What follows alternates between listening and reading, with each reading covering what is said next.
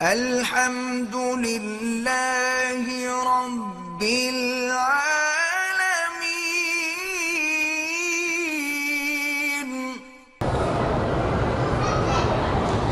بہرحال یہ روایات موجود ہیں کہ حضرت ضحاک بھی اور کئی اور بھی لوگ ہیں جو 3 سال ماں کے پیٹ میں رہے، 4 سال تک ماں کے پیٹ میں رہے، تو حمل کی مدت کا کوئی تعین نہیں کیا جا سکتا۔ تو اس لیے یہ جو عدت کا رضاعت کا مسئلہ ہے نا، اس میں اسی لیے اصل اختلاف ہے۔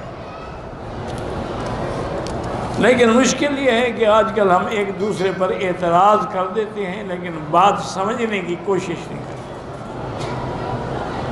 وہ جی امام ابو حنیفہ کہتا ہے کہ 2.5 سال مدت رضاعت ہے، قرآن کہتا ہے 2 سال ہے۔ اب کیا علاج ہے اس کا کہ اگر تمہیں قرآن کی سمجھ ہی نہ ہو تو پھر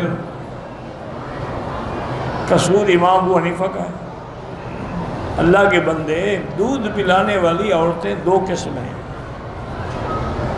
ایک تو والوالدات یرضعن اولادہن حولین کاملین، ایک تو ماں اپنے بچے کو دودھ پلا رہی ہے، کوئی اجرت نہیں لے رہی، کوئی پیسے نہیں لے رہی، تو وہ جو ہے وہ تو 2 سال پلائے گی۔ اگر کوئی اور عورت پلا رہی ہے، یعنی ماں نے بچہ پیدا کیا اور میں دودھ نہیں پلاتی، فَحَمْلُهُ وَفِصَالُهُ 30 شَهْرًا، اس کا اٹھانا اور دودھ چھڑانا 30 مہینے، تو وہاں 2.5 سال ہے۔